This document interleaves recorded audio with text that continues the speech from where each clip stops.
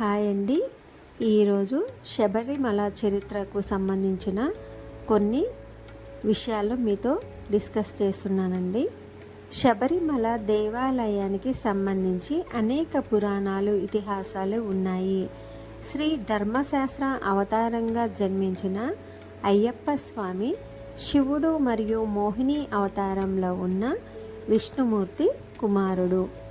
మహిషి అనే రాక్షసిని సంహరించటమే అయ్యప్ప జన్మకు కారణం.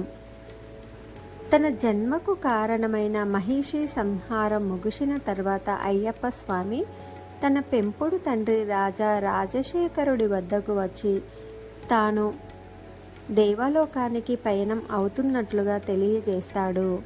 అయ్యప్ప స్వామి తన గౌరవార్థం ఆలయాన్ని నిర్మించడానికి భగవంతుడు భూమిపై అనువైన స్థలాన్ని కనుగొనాలనే రాజు కోరికను మన్నించాడు.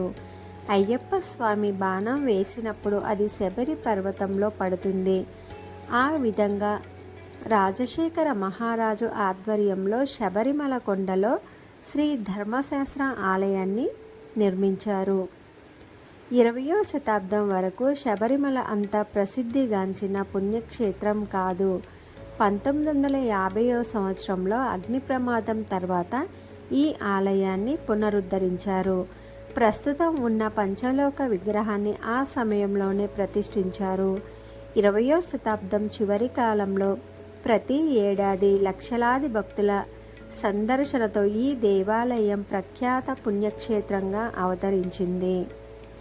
1985లో 18 పవిత్ర మెట్లకు పంచలోహ తొడుగులను అమర్చారు. ప్రఖ్యాత చీరప్పన్ చిరతరవాడ్ పూర్వీకుల గృహం అనేది ఆలప్పుల జిల్లాలోని మహమ్మాలో ఉంది. చీరప్పన్ చిరతరవాడ్ నిర్వహించే కలరిలో అయ్యప్ప స్వామి యుద్ధ కళల్లో నిపుణుడిగా శిక్షణ పొందారు.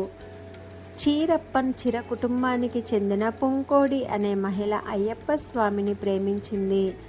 ఆమె తర్వాత మాలిక పురోత్తమగా మారిందని కొందరు భక్తులు నమ్ముతారు.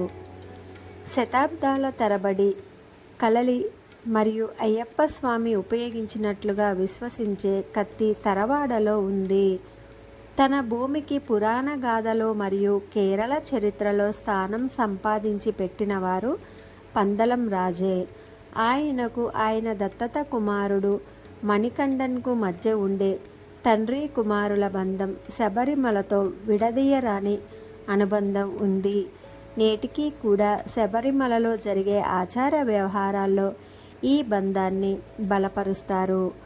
ఓం శ్రీ స్వామియే శరణం అయ్యప్ప.